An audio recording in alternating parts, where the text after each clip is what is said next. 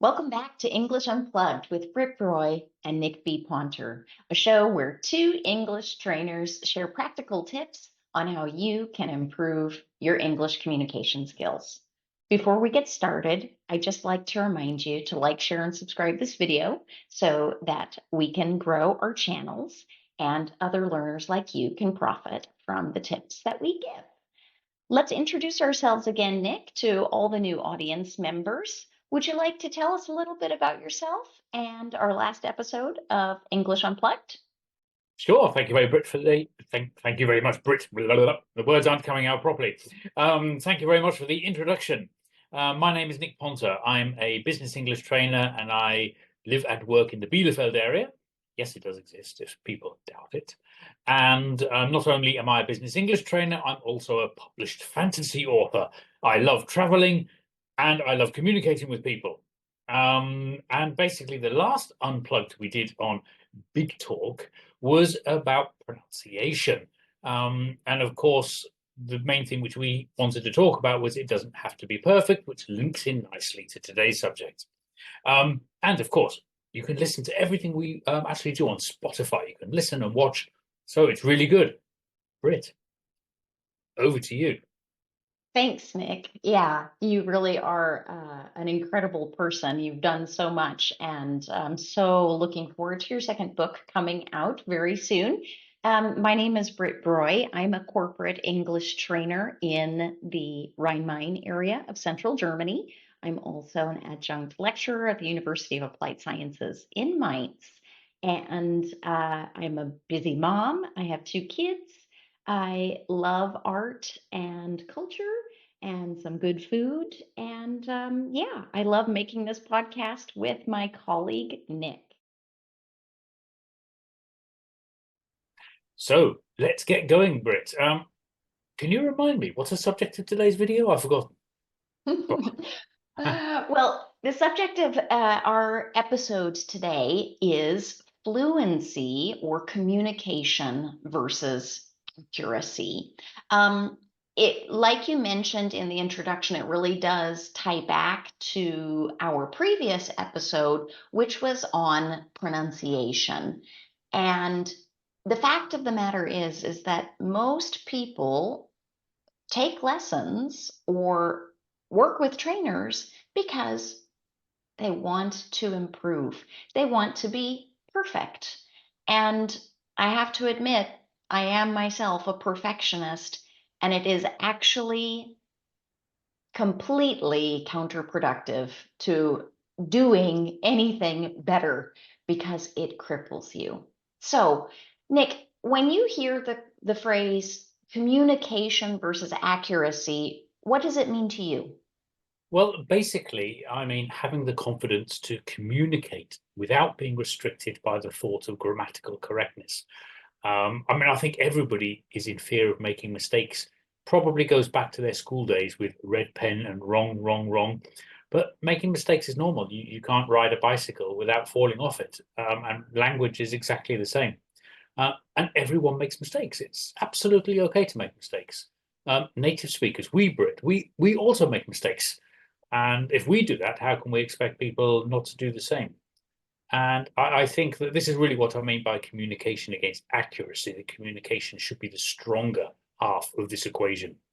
And we should not measure our language only in terms of grammatical accuracy.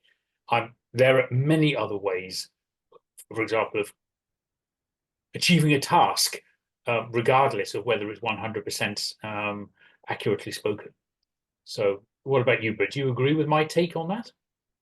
I do. I really do. And I like to remind my students that, if you are speaking to a native speaker, most native speakers are not English teachers or English trainers. So they won't hear that you've made a mistake. There might be something off, but they couldn't quite put their finger on it.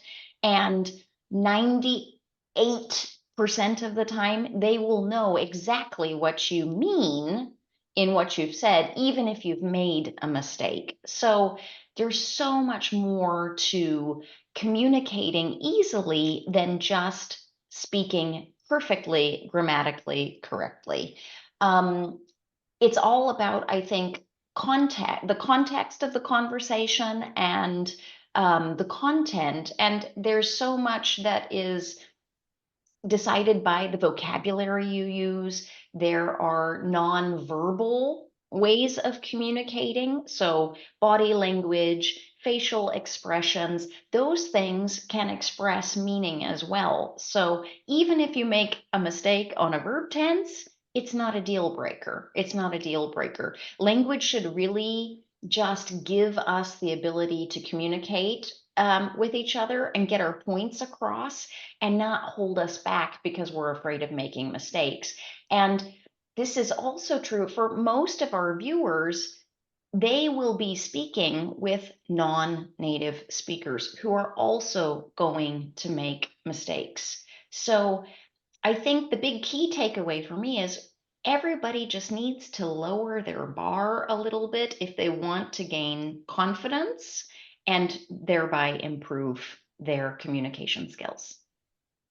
Hey, thank you, Britt. That's a very comprehensive answer, and I agree completely with you, especially on the last point about being non-native to non-native.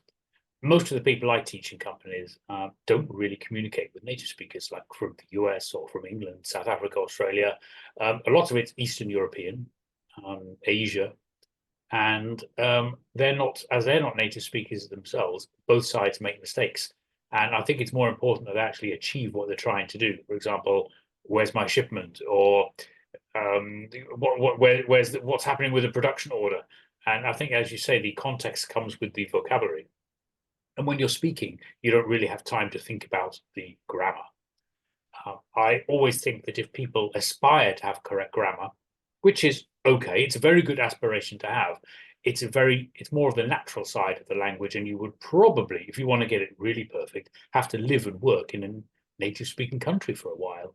And it's, as most of the people watching this will probably, be maybe not in a native speaking English country, that's not an achievable task. So both sides can make mistakes. The biggest hang up which people get when I teach people in companies is, I don't know the tenses. Can we practice the tenses? Oof, we've got lots of them in English, absolutely lots of them. But don't worry, everyone out there. Those German speakers watching, I have problems with der, die, das, dem, des. So don't worry, I don't get it correct either. Tenses, we can practice it, of course, but you don't have to always get it correct. What's important is the vocabulary, because you can get the wrong tense, okay, but get the right vocabulary. So, Britt, grammatical correctness, what's your take on that? Well, I do believe that it's okay to cover grammar and review grammar in lessons if they are relevant to the context in which they're needed. So this applies to the corporate world as well as everyday conversation. When I am teaching in my IT company, for example, um, I teach a lot of language for meetings and phrases and vocabulary that will be used in meetings. Um, the vocabulary is really the most important part.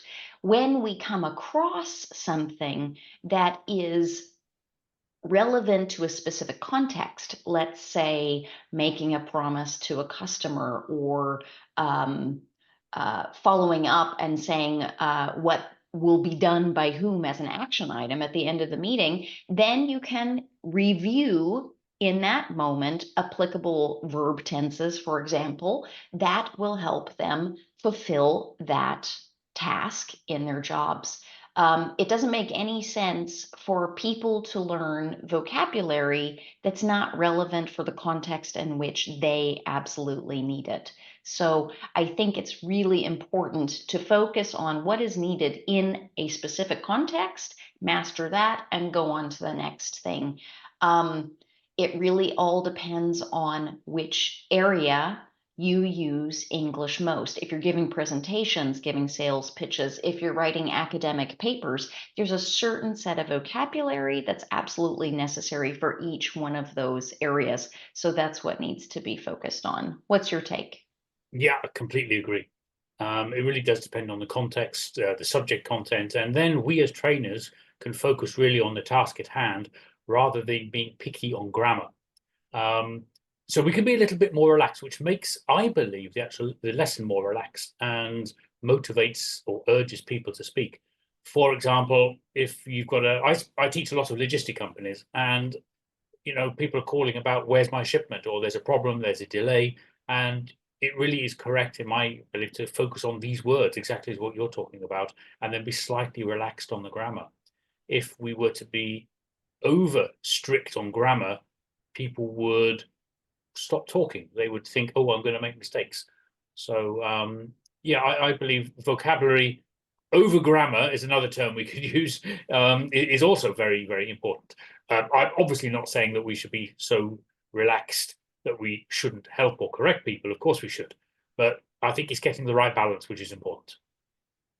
Right. Okay, Nick, so tell us, how do you train students regarding communication and accuracy?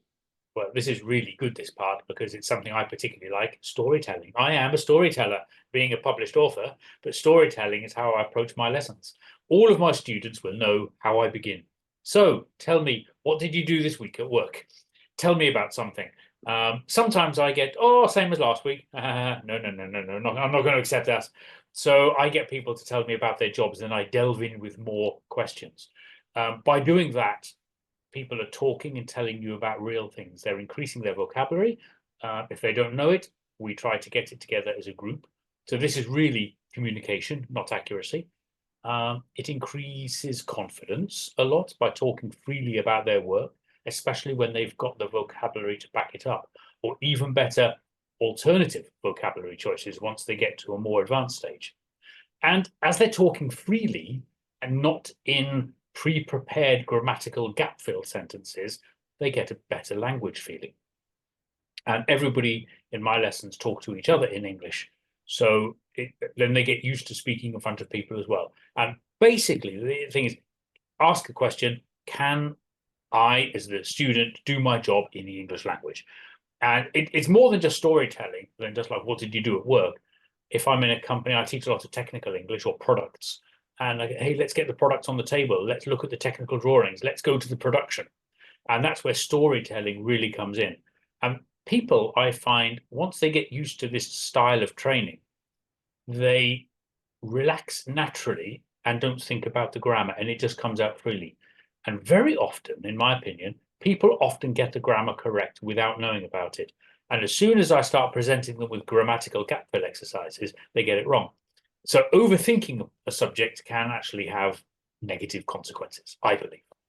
So Britt, what about you? Do you do it the same as me? Similar?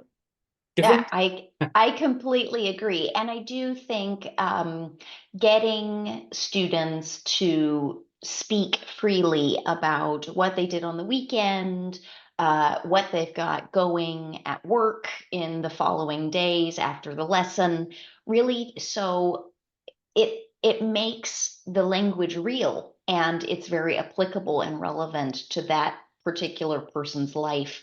And if there isn't a direct relevancy between what is being taught and practiced in a training session, they won't retain any of the information. So I have had the exact same experience. If you give a student an exercise on paper, they freeze up and they can't remember the right answer. But if you get them to start speaking freely about something that is important to them or something that interests them, they speak just fine and with very few errors. So I think the main thing is to provide as many opportunities as possible within the training situation to practice the language in a context specific and personally relevant way. So, and the more that a person practices, the more their confidence grows, and the easier they will, the easier time they'll have in communication. So, it's interesting though, you did mention the gap fill. So how do you cover grammar? That's a very interesting question. I do sometimes teach it in the more traditional way when I think it's necessary, and sometimes as a small part of the lesson, not the main part of the lesson, because you do get some people who believe it has to be in a lesson still. Maybe it goes back to their school days, maybe especially in the lower groups, and some people actually like it. So I do it sometimes with gap fill, often just as a reminder for people from what they've done before. So I don't want to undertalk the importance of grammar in our speech, in our talk today, certainly not, but it's getting the weight correct. My favorite style is actually correcting as you go along. And if somebody makes a mistake, I'll wait for an opportune moment. I don't give the correct answer. I say, you said something. It's understandable, but we could say it differently. So I always like to look at the positives. And then I ask the group or the person if they could think of another way of doing it. And very often the answer comes quite quickly. And often I don't have to reteach the grammar. I don't have to explain the present continuous again or the past simple. That's not necessary. Most people remember it from their school days. They just need a prompt and a reminder. So my favorite tactic is correcting as we go along. As a small part of some lessons, I do go to gap fill, and I also have my own e-learning program for those who really want to practice grammar to do it in there just before they go to bed. Of course, is what everybody's going to do. So, Right. do you do it the same as me, Britt? Well, very, very similar. I don't have a fancy app. I work with some tried and true textbooks when students request written exercises. And the way that I was taught in my teacher training to work with any point, whether it be grammar, vocabulary, functional language, cultural things, is the 3 Ps. So it's present, practice, and perform. And depending on the needs of a particular group or a particular student, I adjust this to make it contextually relevant to that group or that person. So it's very similar actually to how small children learn their native language. And mums don't teach their kids, they don't open a book after breakfast and say, today we're going to practice, countable and uncountable nouns. No, mommy repeats the correct answer. And so oftentimes, because I also speak exclusively English in my lessons, full immersion is the way that's always worked best for me. And I feel like that's how learners learn best. To recreate the experience of being in that country where the language is spoken. But what I do is I correct as we go along, simply by repeating the correct answer after someone has made a mistake. I don't say, stop, you're wrong. I prompt them, or if they're a little bit more advanced, we've done a review, all I have to do is give them a little look, and then they know exactly, oh, no, it is present continuous, or it's present perfect, or something like that. So I have little tricks the way that I do it, but it should be comfortable, it should be natural, and it by no means demotivating. It should not be demotivating. So I try to focus on a more practical approach and a very natural and communicative approach, even with grammar. I would agree. I have to mention something that in most of my lessons, when I ask somebody a question, very often the answer is, I know it's wrong, but. And this is something for me which probably comes from, I don't want to criticize any school system. I mean, we live in a luxury where we have schools, so that's fine. But of course, schools have to measure language. And one of the best ways of doing it is in standardized tests, often grammar. I get it completely. This is where this I know it's wrong, but comes from, I believe. However, Britt, you and I, and all the trainers who we work with, we don't teach in schools. And we have a completely different mindset, and we have a completely different skill set and completely different customers. So something which I always say, especially with new groups, apprentices, especially this time of the year, you've learned it in school, now let's use it. And that's something which I like to remind people all the time. So, Britt, another question for you. In your opinion, what are good communication skills? Oh, this is a difficult question, and I think we could even come up with some new topics for further episodes I'm on sure. good communication skills. Obviously, there are technical communication skills like use of vocabulary, um, the amount of verb tenses that you can command.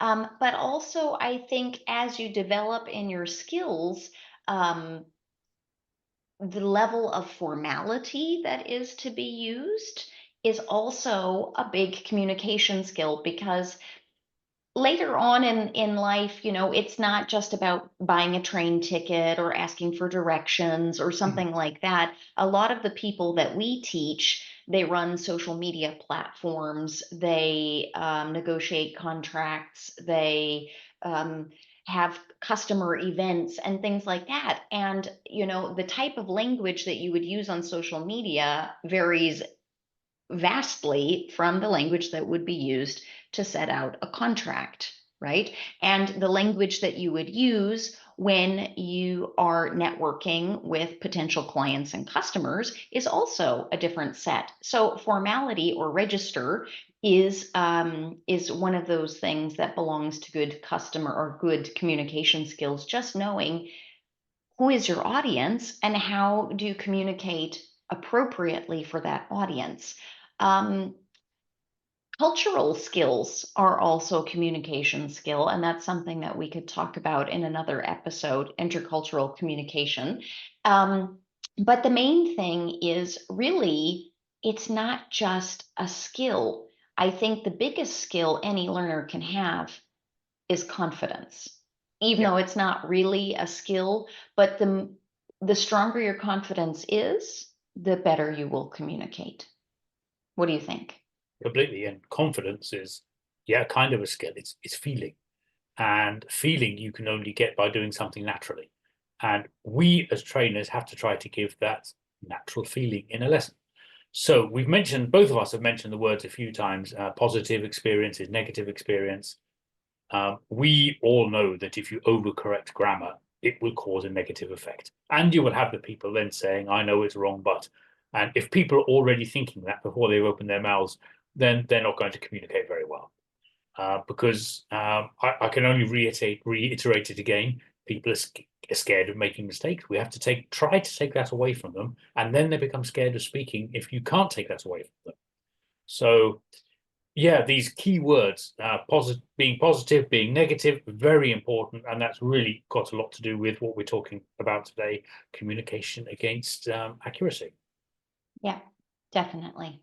Definitely. Okay, Nick. So we're drawing to a close. We've had a really great discussion about what's more important, accuracy or fluency, communication skills. What concrete tips can we give the audience today about strengthening their fluency or their communication skills? Okay, well, we've got 5 quick tips for you. I'm going to go straight into the first one. Number one, you are allowed to make mistakes. It's okay. No problem. I think I'm going to replay that clip for myself on a daily basis. Thank you, Nick. You're welcome. Okay, our second tip is please don't think about the grammar while you are speaking. Think about the message that you want to get across. It's totally fine to think about grammar. Do it while you are reading or listening. That's when you can observe the grammar and think about the grammar. But if you're thinking about which grammar to use while you're speaking, it will stop you dead in your tracks. You'll stutter. You'll forget what you want to say in the first place. And then you'll get very, very insecure mid conversation. We don't recommend it. So don't think about grammar while you're speaking. And tip number 3, most communication I think the listeners will have today will be non-native to non-native speaker. So if you are not a native speaker, that's absolutely fine. Focus on achieving your task. having the correct vocabulary. Maybe practice it before. And as Britt just said, don't think about the grammar. So non-native to non-native. Tip number one, don't be scared of making mistakes. It's okay. They all come together. Right. Exactly. Exactly. And then I think the fourth tip that we could give our listeners or our audience today is to learn as much vocabulary, especially about contexts that are relevant to your life. So if you work in real estate development, you should watch videos, read blogs, read magazines about real estate development in English so that you can learn the words that are necessary to talk about that. If you like Japanese koi ponds, then read, learn, listen about vocabulary related about koi ponds, for example. But it has to be relevant. There has to be an interest in it. If you would like some more tips about how to do that, please go back and watch our video on everyday ways to improve your English. We talk about a lot of ways to incorporate your interests and learning English into your everyday life. Right, Nick? I completely agree. And that is our last and final tip. By doing what Britt just said is completely correct, refer to our past videos and get the nice language feeling. Not from grammar books, not from gap fills. Do something you're interested in. Watch something in English on the television. Listen to an English podcast and do it with something which you're interested in. This is a natural feeling, and language has always been natural. So we shouldn't split it up into little mathematical parts. And that, Britt, I would say, are our 5 tips. Great, Nick. Thank you.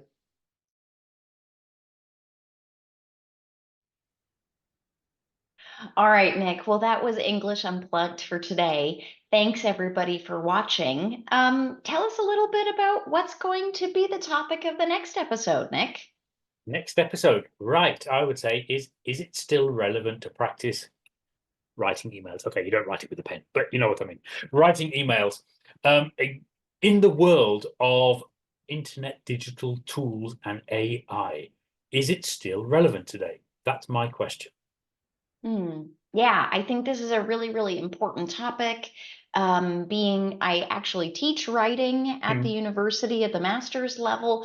This is a very, very interesting topic, and it's a subject that I speak to all of my students about on a regular basis. And we'll just look at these questions and see how learners can actually use these tools to help them improve their skills rather than make it unnecessary for them to have the skills in the first place. Okay, so as you can see, Britt and I are very passionate about what we do, and we love making this content to you and the next one as well. But in the meantime, please help us grow. Please like, follow, subscribe, do anything you want, and help us with our algorithms and just basically content feed. If you have any comments, write to us. Forward our stuff. We're open to any questions. Right, right. And we are both on different social media platforms, Facebook, Instagram, LinkedIn, YouTube. So if you would like to stay in touch with us so that you don't miss another episode, or you want to see what else we're doing out there in the digital world, please follow us there. All of our information is in the description box below. And at this point, I will just say thank you, Nick, and thank you to all of our viewers. We absolutely do love doing this. It's always so much fun to work with you, Nick. I really enjoy it. Likewise, Britt, and thank you very much as well for talking to you about this very important subject today, something very close to my heart, this one particularly today. So great talk today, and I look forward to the next one, Britt. So do I, Nick. Take care. See you next time. See you. Bye-bye to everyone watching. Bye, everyone.